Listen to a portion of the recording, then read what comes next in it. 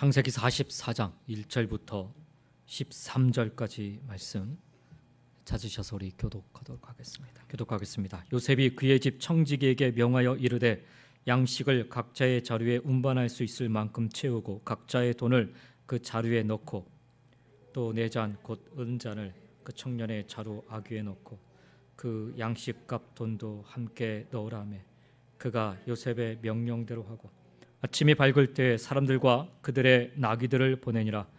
그들이 성읍에서 나가 멀리 가기 전에 요셉이 청지기에게 이르되 일어나 그 사람들의 뒤를 따라가서 그들에게 이르기를 너희가 어찌하여 선을 악으로 갚느냐. 이것은 내 주인이 가지고 마시며 늘 점치는 데 쓰는 것이 아니냐. 너희가 이같이 하니 악하도다 하라. 청지기가 그들에게 따라가서 그대로 말하니 그들이 그에게 대답하되 내 주여 어찌 이렇게 말씀하시나이까.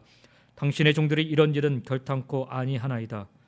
우리 자루에 있던 돈도 우리가 가나안 땅에서부터 당신에게로 가져왔거늘 우리가 어찌 당신의 주인의 집에서 온 금을 도둑질하리이까. 당신의 종들 중 누구에게서 발견되든지 그는 죽을 것이요 우리는 내 주의 종들이 되리이다. 그가 이르되 그러면 너희의 말과 같이 하리라. 그것이 누구에게서든지 발견되면 그는 내게 종이 될 것이요 너희는 죄가 없으리라. 그들이 각각 급히 자루를 땅에 내려놓고 자루를 각기 푸니 그가 나이 많은 자에게서부터 시작하여 나이 적은 자에게까지 조사하며 그 잔이 베냐민의 자루에서 발견된지라. 같이 읽겠습니다. 그들이 옷을 찢고 각기 짐을 나귀에 싣고 성으로 돌아가니라. 아멘. 창세기 44장은 형제들을 시험하는 요셉과 유다의 항변으로 크게 나뉩니다. 요셉이 형들을 왜 시험하는지 그리고 이 시험에 형들은 어떻게 반응하는지를 살펴보며 이 이야기 배후에 계신 하나님의 뜻과 그 손길을 더 깊이 알아가는 그런 시간이 오늘 좀 되었으면 좋겠습니다. 그래서 오늘 말씀의 제목을 하나님의 뜻, 하나님의 마음이라 이렇게 좀 정해 봤습니다.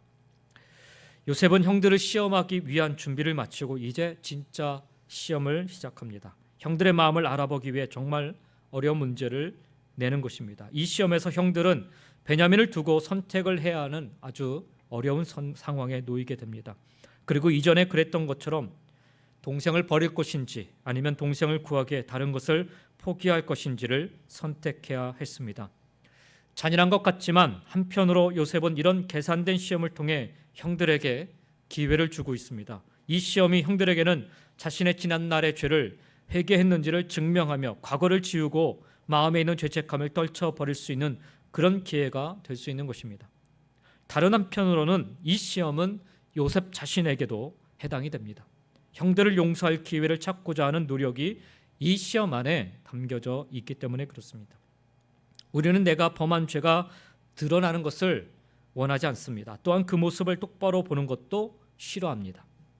하지만 정말 우리가 주님 안에서의 자유와 참 평안을 얻으려면 나의 모습을 똑바로 보고 죄를 인정하며 그것으로부터 철저히 돌이키는 과정이 필요합니다.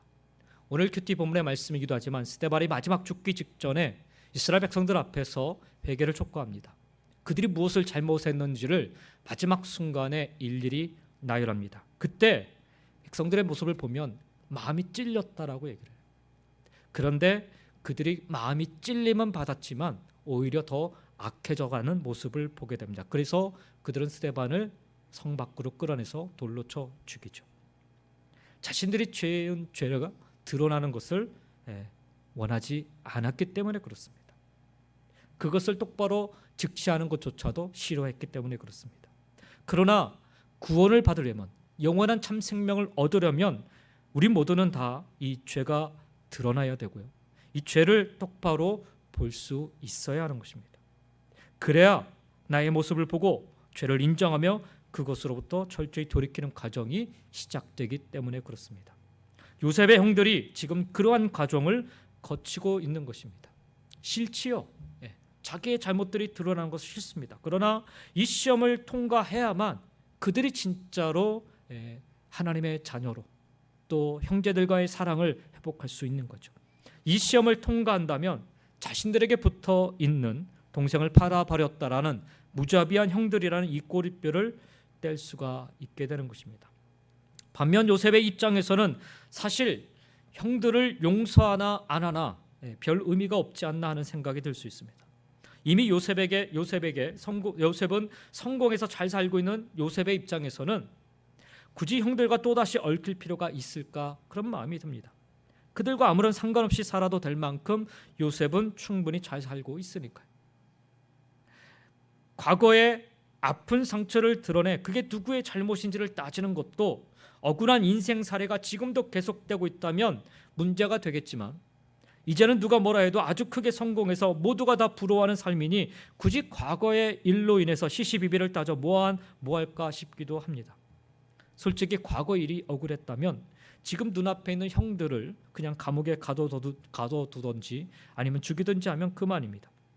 그런데 이토록 복잡하게 일을 만들면서까지 돈을 그 자루에 넣고 은잔을 베냐민에게 숨겨놓고 이런 복잡한 일을 하면서까지 요셉이 행동하는 것은 단지 형들에게 용서받을 기회를 주기만을 위한 것은 아니라는 생각이 듭니다. 분명 요셉 스스로도 형들을 용서하고 싶은 마음이 크게 자리 잡고 있기 때문에 여전히 아쉬워하며 이토록 형들을 붙잡고 시간을 끌고 있었던 것입니다. 용서는 한쪽 편에서 받았다 혹은 한쪽 편에서 했다 해서 끝날 문제는 아닙니다.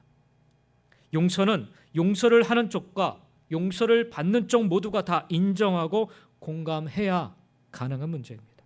그래서 하나님은 이 용서의 문제를 예수 그리스도의 십자가를 통해 이루시고 용서를 받아야 할 우리로 하여금 어떻게 해요? 죄를 인정하게 하고 예수 그리스도를 받아들이도록 성경을 통해서 말씀하고 있는 것입니다. 용서는 십자가를 통해 이루어졌지만 용서의 완성은 그 십자가 사건을 나의 죄를 담당한 사건으로 인정하고 받아들일 때 온전히 이루어지는 것입니다. 오늘 우리는 이 요셉과 형들 사이에 주어진 이 용서의 기회를 통해 하나님의 마음과 뜻을 배울 수 있어야 합니다. 요셉은 베냐민을 데리고 온 형들을 풍성하게 대접하면서 혹시라도 있을지 모르는 경계심을 없애버리죠. 그리고 형들이 애굽에서 모든 일이 잘 마무리되었다고 생각하고 기분 좋게 가고 있을 때 바로 그때 제대로 형들의 뒤통수를 치려 그렇게 준비하고 있습니다. 준비하고 있다 맞으면 그래도 좀 괜찮은데 전혀 예상하지 못하고 무방비 상태로 있다가 맞으면 그 충격은 참 말로 다 표현할 수 없을 거예요. 이렇게 요셉은 형들을 정말 제대로 시험하기 위해 베냐민을 시기할 만한 일을 겪게 한 후에 베냐민이 사고를 친 것처럼 일을 꾸밉니다. 이것을 위해 요셉은 청지기에게 아무도 몰래 베냐민의 자루에 요셉의 은잔을 넣어두고 그들이 떠난 후에 뒤쫓아가서 잡아오도록 합니다. 그리고 청지기에게 그가 해야 할 말도 친히 알려줍니다. 한편으로는 이상한 생각이 들어요. 청지기 입장에서 생각하면 사실 이게 옳지 않은 일인 것을 분명히 알 수 있거든요. 지난번 같은 경우에는 선행을 베풀기 위해서 그냥 그 자루에다가 돈 넣고 보내라 이 정도였는데 이제는 그 돈을 넣고 은잔도 넣고 그리고 잡아오라고 하니까 사실 청지기 입장에서는 이게 도대체 무슨 일인가? 우리 주인인 요셉이 뭔가 좀 머리가 이상해지지 않았을까? 이런 생각이 들지 않을까요? 그런데 오늘 말씀에 보면 청지기는 그냥 그대로 다 순종하며 따라가는 것을 보게 됩니다. 옳고 그른지를 판단하는 것은 주인의 몫이라 아마 그렇게 여겼던 것 같습니다. 우리도 마찬가지예요, 여러분. 옳고 그름을 판단하는 것은 하나님의 몫입니다. 내가 생각하기에 라고 판단하기 시작하면은요, 옳고 그름 때문에 내 마음도 상하고 관계도 다 무너지고 다 이렇게 돼요. 그러니까 옳고 그름을 우리가 교회 안에서 특히 우리가 신앙 안에서 옳고 그름을 따질 때 하나님께 다 맡기고, 다만 우리가 혹여라도 내 마음에 불편한 것들이 있다면 하나님께서 내게 그들을 위해서, 그 사람을 위해서 혹은 그 상황을 위해서 기도하라 그렇게 부탁하시는 거나 생각하고 기도하면 좋을 것 같아요. 그게 바로 청지기의 모습이라는 거죠. 오늘 여기 요셉의 그 밑에 있었던 이 청지기의 모습은 바로 그런 모습을 보여주고 있습니다. 자, 청지기가 요셉이 이른 대로 쫓아가서 요셉의 형들을 다그칩니다. 4절에 보니까 너희가 어찌하여 선을 악으로 갚느냐라고 묻죠. 5절에 가서는 너희가 이같이 하니 악하도다라고 얘기합니다. 그들은 애굽에서 큰 호의를 받았지만 이제 그 호의를 악으로 갚았다라는 억울한 처지에 놓이게 되었습니다. 모든 일이 잘 풀렸는데 시몬도 풀려났고 베냐민도 이제 함께 돌아가고 있는데 마른 하늘의 날벼락 같은 일이 지금 벌어지고 있는 것입니다. 하지만 청지기의 고발에 대해서 형들은 아주 자신 있게 대답을 해요. 7절부터 9절에 그 내용이 나오는데 그들이 그에게 대답하되 내 주여 어찌 이렇게 말씀하시나이까 당신의 종들이 이런 일을 결탄코 아니하나이다 라고 얘기해요. 형들은요 자신의 결백을 밝히면서 오늘 7절부터 9절에 세 가지 내용을 언급합니다. 첫째는 당신의 종들이 이런 일은 결탄코 아니하나이다 라고 얘기해요. 결탄코 하지 않았다라는 말, 문자적으로는 이것은 하나님이 금하신 일입니다 라는 그런 말입니다. 하나님이 금하신 일이기에 절대로 하지 않았다라는 뜻입니다. 그렇게 잘 알고 있는 형들이 과거의 요셉에게는 왜 그렇게 했는지 스스로 입술로 지금 고백하게 하는 거예요. 두 번째는 형들이 자신의 결백을 얘기하는데 8절에서 보면은 우리는 전에 자루했던 돈도 다시 당신에게 다 가져왔지 않습니까? 라고 결백을 주장합니다. 다른 사람의 것을 훔치는 자라면 이전에 자루에 있었던 돈도 우리는 가져오지 않았을 것입니다. 이런 항변을 지금 하고 있는 것입니다. 우리는 그런 악을 행하지 않는 아주 정직한 사람이라는 것을 이야기하고 있습니다. 과거에 요셉에게 정직하지 못했던 그들의 입으로 지금 이렇게 정직함을 얘기하고 있습니다. 세 번째로 9절에서 보면은 자신들의 결백을 밝히는데 누구에게서 발견되든지 그는 죽을 것입니다 라고까지 이야기합니다. 죽음의 벌을 각오할 수 있을 만큼 우리는 아니라는 것을 강조하고 있는 거예요. 에이, 은잔 하나를 두고 목숨까지 걸겠습니까? 우리는 절대로 아닙니다 라는 그런 이야기, 논리를 펼고 있는 것입니다. 당시에 잔을 훔쳤다고 해서 사형으로 처벌하지는 않습니다.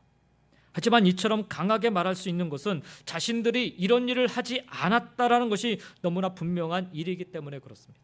그리고 만약 누군가가 이런 호의를 받았음에도 불구하고 그 요셉의 잔을 훔쳤다면 그는 분명 그에 상응하는 처벌을 받아야 한다는 것에 지금 동의를 하고 있는 것입니다.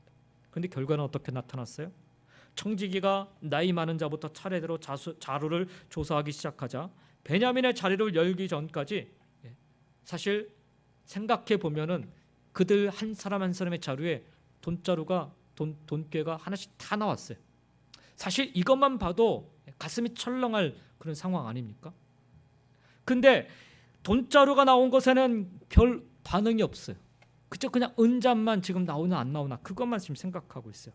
사람 마음이 좀 그런 것 같습니다. 사실 훔친 걸로 따지면 자기들 그 자루에 돈자루가 나온 것, 돈꾀가 나온 것만으로도 가슴이 철렁하고 우리가 잘못했습니다라고 엎드려야 되는데 들어갈 때하고 나올 때 마음이 다른 거죠. 사람 마음이. 자, 오늘 상에 보니까 이게 베냐민의 자루를 열기 전까지는 사실 은잔이 나오질 않아요. 그러니까 이게 도대체 무슨 낭비인가? 우리가 그럴 일을 할 리가 없지. 이런 생각을 아마 그들도 했을지 모르겠어요. 근데 누구도 예상하지 못한 일이 벌어지고 맙니다. 절대 그럴 일이 없다라고 형제들이 단언했는데 마지막 베냐민의 자루에서 그 은잔이 발견이 됩니다. 이 일은 형들에게 큰 충격과 슬픔을 가져다 줍니다. 명백한 증거가 눈앞에서 발견되는데 무슨 말을 더 할 수 있겠습니까? 그래서 베냐민은 현행범으로 잡혀갑니다. 이 순간 함께 있었던 형들의 마음은 어땠을까요? 베냐민에 대해서 어떤 생각을 하게 되었을까요? 뭔가 이상한 것 같지만 지금 상황에 대해서 베냐민에게 책임을 돌리며 원망할 수 있을 것입니다. 도대체 무슨 짓을 한 거야?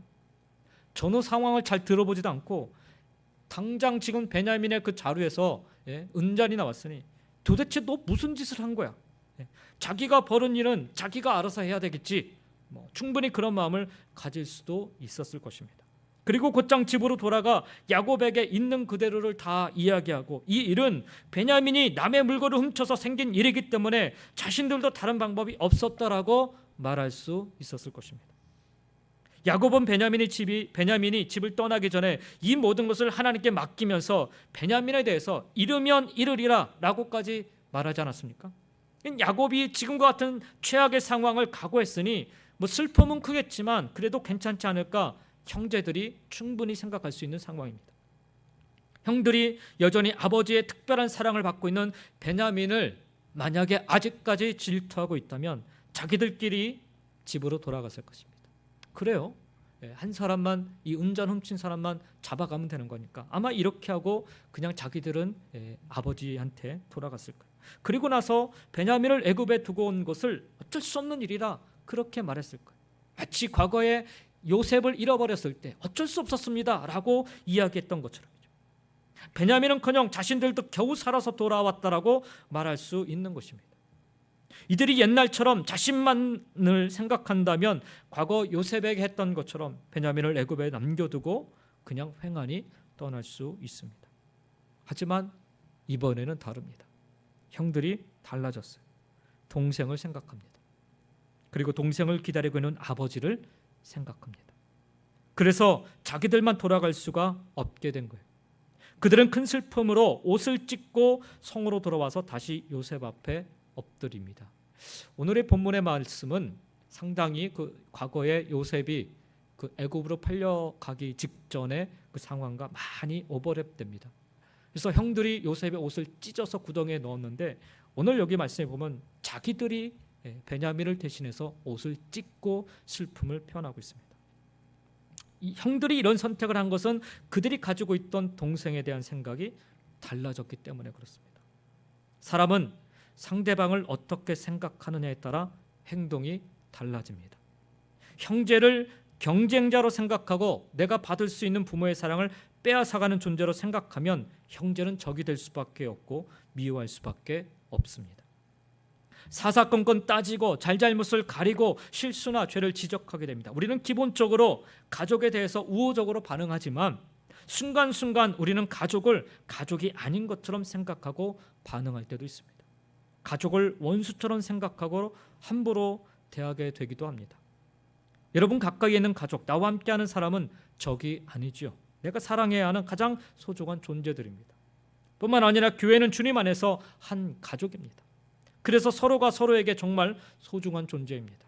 다투고 싸우고 경쟁하는 그런 상대가 아니라는 말입니다. 서로가 주님의 사랑을 더 받으려 시기하고 질투하는 그런 사이가 아니라는 말입니다. 우리 주님은 각자에게 아낌없이 넘치도록 풍성하게 사랑을 베풀어 주십니다. 누구는 더 받고 누구는 덜 받고 비교할 거리가 되지 않는 것입니다. 그래서 우리는 항상 우리가 서로에게 어떤 존재인지를 기억하고 가족으로서 서로에게 사랑을 실천해야 하는 것입니다. 그러한 사랑으로 베냐민을 위해 형들이 지금 요셉 앞에 엎드린 것입니다. 그리고 형들 가운데 유다가 말을 합니다. 일이 진행되는 가운데 유다가 형제들 사이에서 계속해서 리더의 역할을 하고 있음을 알 수가 있습니다. 우리가 읽지는 않았지만 오늘 44장 하반부에 보면 16절에 유다는 요셉에게 이렇게 이야기합니다. 유다가 말하되 우리가 내 주께 무슨 말을 하오리까? 무슨 설명을 하오리까? 이미 이제 요셉 앞에 서서 하는 얘기입니다. 우리가 어떻게 우리의 정직함을 나타내리까? 하나님이 종들의 죄악을 찾아내셨으니 우리와 이 잔이 발견된 자가 다 내 주의 노예가 되겠나이다 라고 이야기합니다. 오늘 여기 16절 말씀 이렇게 말하는 것이 사실 맞을까요? 여러분이라면 어떻게 이야기할 것 같습니까? 이것은 분명 뭔가 오해가 있는 일이라면서 그럴 일이 없다라고 하면서 억울함을 호소해야 되지 않을까요? 그런데 유다가 지금 어떻게 하고 있어요? 무죄를 주장하지도 않고요. 무죄임을 설득하지도 않습니다. 그렇다고 자신들이 잘못을 저질렀다라고 유죄를 인정하지도 않습니다. 유다는 이 상황을 자신들이 행한 악, 즉 자신들의 죄에 대한 하나님의 징벌로 받아들이고 있습니다. 드디어 올 것이 왔구나 하는 그런 심정입니다. 마치 범죄자가 도망다니다가 잡힌 후에 안도의 한숨을 내쉬는 것 같습니다. 이렇게 형들은 또다시 요셉에게 행한 죄를 요셉 앞에서 고백하고 있습니다. 과거에는요, 요셉 앞에서 고백한 게 아니라 그냥 자기들끼리 고백을 했죠. 이 앞장에서는. 그런데 지금은 요셉 앞에서 고백을 하고 있습니다. 그런데 이 고백에서 더 중요한 것은 자신들의 운명을 결정하는 것이 눈앞에 있는 애굽의 총리가 아니라 하나님이라 고백하고 있어요. 하나님이라. 이 고백은 애굽의 총리가 지금 그들의 죄를 묻고 있지만 궁극적으로는 하나님이 그들의 삶에 역사하고 계시다라는 그런 고백인 것입니다. 그러면서 유다는 베냐민을 살리기 위해서 희생을 각오합니다. 자신과 형제들이 살기 위해서 베냐민을 포기하는 게 아니라 저 한 사람만 떼고 놓으면 우리는 다 살지 않습니까? 그런데 지금 베냐민을 포기하는 게 아니라 이 한 사람 베냐민을 위해서 유다의 고백을 보면 모두가 다 희생을 하겠다 이런 선택을 지금 하고 있습니다. 우리와 이 잔이 발견된 자가 다 내 주의 종이 되겠나이다 라고 얘기해요. 베냐민뿐만 아니라 우리 모두가 다 그렇게 하겠다라는 거예요. 여러분, 이렇게 하는 것이 쉬운 일일까요? 간단한 일일까요? 애굽에서 남은 삶을 노예로 살겠다라는 것 아닙니까? 만약 그렇다면 자기는 그렇다 해도 집에 있는 아내와 자녀들은 어떻게 하겠다라는 거예요. 지금 이들이 무엇을 위해 이렇게 이야기하고 있습니까? 자기 동생을 구하기 위해서입니다. 그를 혼자 둘 수 없기 때문에 이렇게 합니다. 생각해 보십시오. 그냥 한 사람만 종으로 살면 되는 일입니다. 그런데 그 한 사람을 위해 굳이 10명이 추가로 종이 되어야 할까요? 왜? 이상한 일 아닙니까? 왜 이렇게 할까요? 그 이유가 한 가지가 있습니다. 뭐냐면 형제들은 이제 자신들을 하나로 생각하기 때문에 그래요. 요셉은 이 잔이 발견된 자만 종이 된다라고 하면서 형제들을 둘로 나누려 하지만 유다는 우리와 이 잔이 발견된 자가 함께 종이 되겠다라고 하나로 생각을 합니다. 베냐민의 죄는 자신들의 죄와 같으니 그 대가를 함께 치르겠다라는 것입니다. 이것이 요셉이 기대했던, 아니 하나님이 궁극적으로 기대하고 계신 모습, 11 형제들의 하나 된 모습인 것입니다. 형제가 하나 된 모습, 가족이 하나 되어서 함께하는 모습, 이처럼 아름다운 모습은 없습니다. 하나 되어 어려움을 함께 이겨내고 함께 슬픔을 나누고 함께 기뻐하는 것이 바로 가족입니다. 교회 공동체 안에서도 이걸 잃어버리면 더 이상 공동체가 아닙니다. 더 이상 교회가 아닙니다. 형제들끼리 틈만 나면 싸우고 서로 잘했다라고 따지고 서로의 잘못을 일러주게 바쁘면 부모로서 그런 모습을 볼 때 어떻겠습니까? 누가 잘하고 못하고를 떠나서 그냥 다 때려주고 싶지 않겠어요? 혼내주고 싶지 않겠어요? 하지만 자녀들이 서로를 배려하고 아껴주고 챙겨주는 모습을 보면 부모로서 그것처럼 마음이 흐뭇해지는 것도 없을 것입니다. 왜 우리 주님이 마지막 십자가를 지시기 전에 너희가 서로를 사랑하기 위해서, 섬기라고 하기 위해서 그들의 발을 씻겨주셨어요. 이게 바로 교회 공동체 안에서 행해야 될 모습이기 때문에 그래요. 나 좋다라고 사는 그런 신앙생활을 하는 게 아니에요. 서로를 배려하고 서로를 섬기는 모습이 바로 교회 공동체 안에서 이루어져야 될 모습이라는 거죠. 하나님의 자녀된 우리가 어떻게 살아야 하는지 생각할 수 있어야 됩니다. 우리는 주님 안에서 한 가족이라는 생각, 하나라는 생각 속에서 살아가야 되는 것입니다. 그게 교회인 것입니다.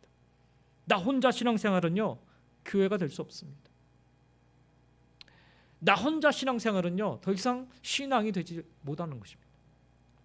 주님께서 십자가에 달려 돌아가시고 나서 교회를 이루신 이유가 바로 거기에 있습니다. 현재 상황은 어렵지만 형제들은 하나 되어서 이 난관을 극복하려 노력합니다. 여기까지 오기까지가 사실 시간이 많이 걸린 거예요. 요셉도 사실은 지금 유다의 이 말에 호락호락하지 않습니다. 모두가 종이 되겠다는 유다의 말에 요셉이 제동을 겁니다. 17절에 보니까 요셉이 이르되 내가 결코 그리하지 아니하리라. 잔이 그 손에서 발견된 자만 내 종이 되고 너희는 평안히 너희 아버지께로 도로 올라갈 것이니라. 에게. 이 말을 들었을 때 어떤 생각이 들까요?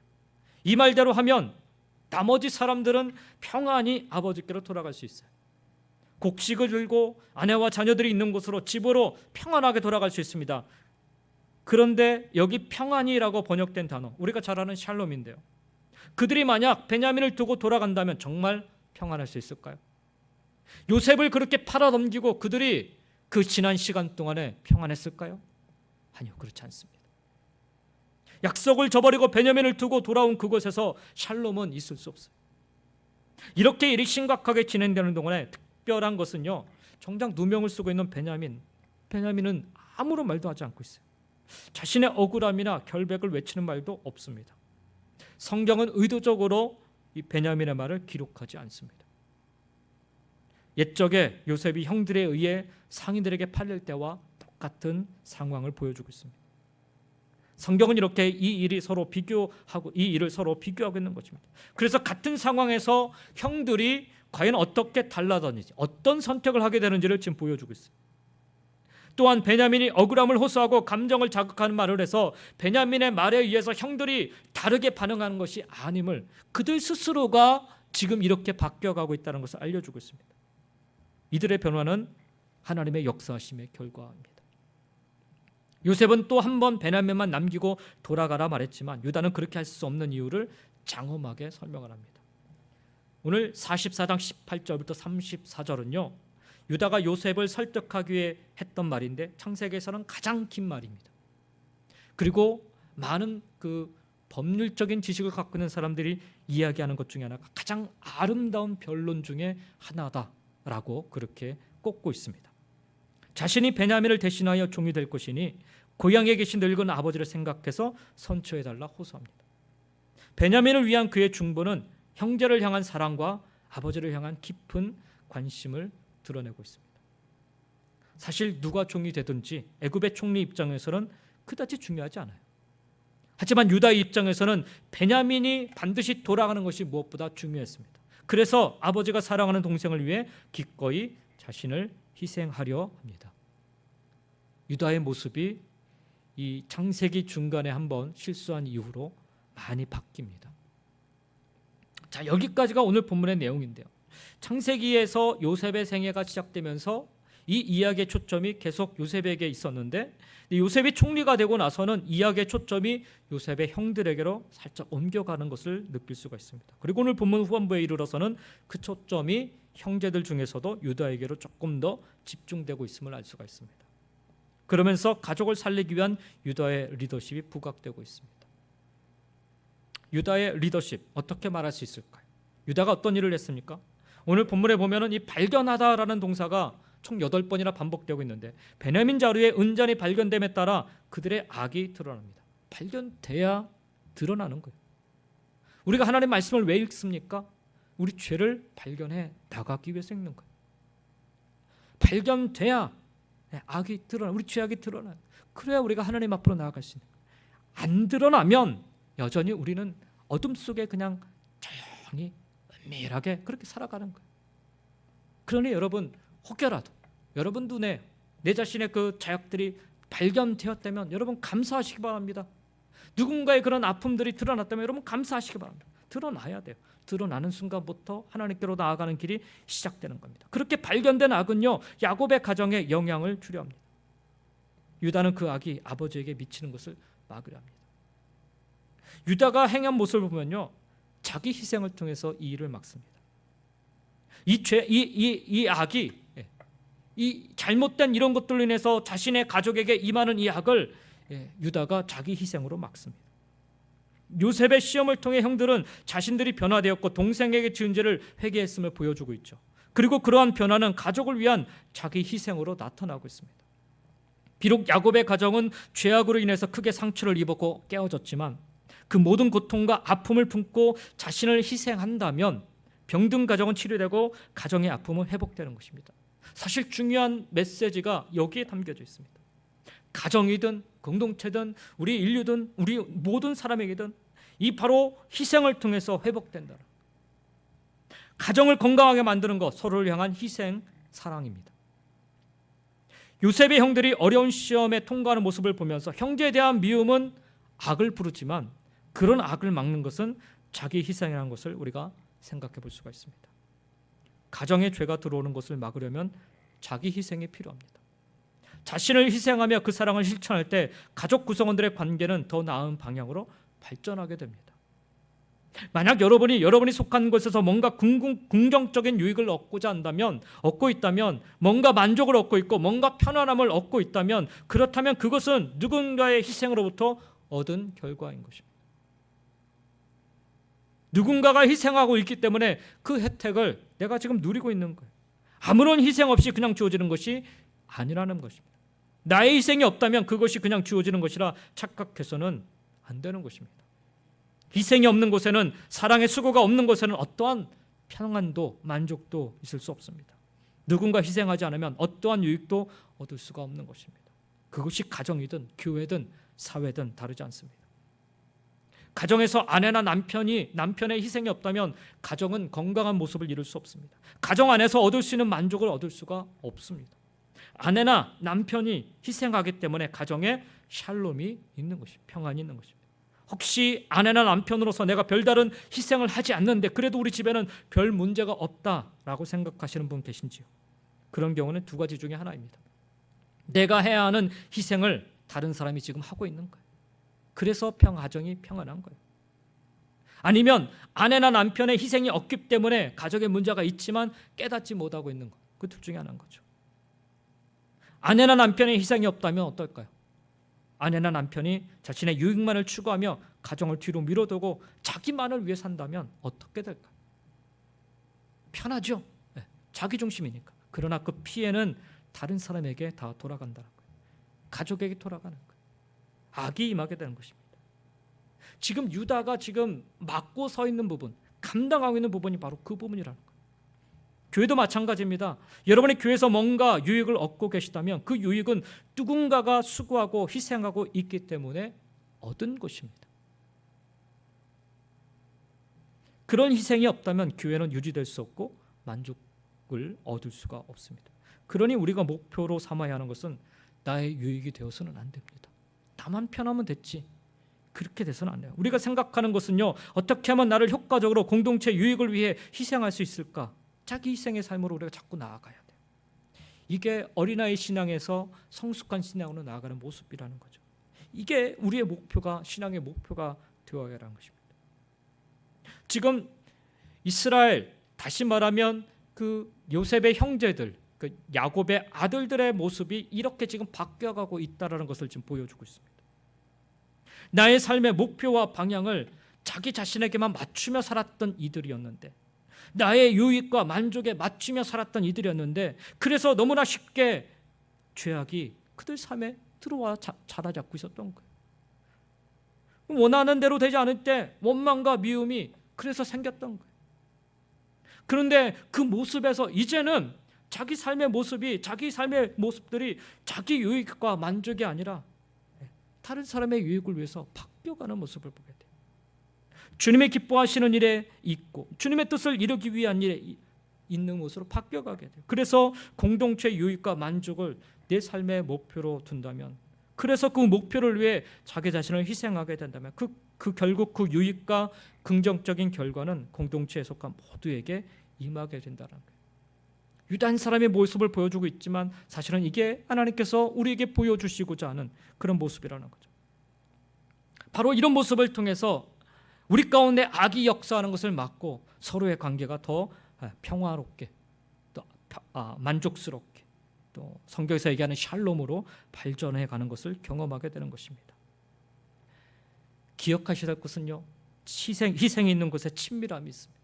희생이 있는 곳에 하나됨이 있습니다. 그렇게 주님의 말씀에 따라 자신을 희생함으로 공동체를 세우며 건강한 관계를 맺어가는 저와 여러분이 될 수 있기를 주의 이름으로 간절히 축원드립니다.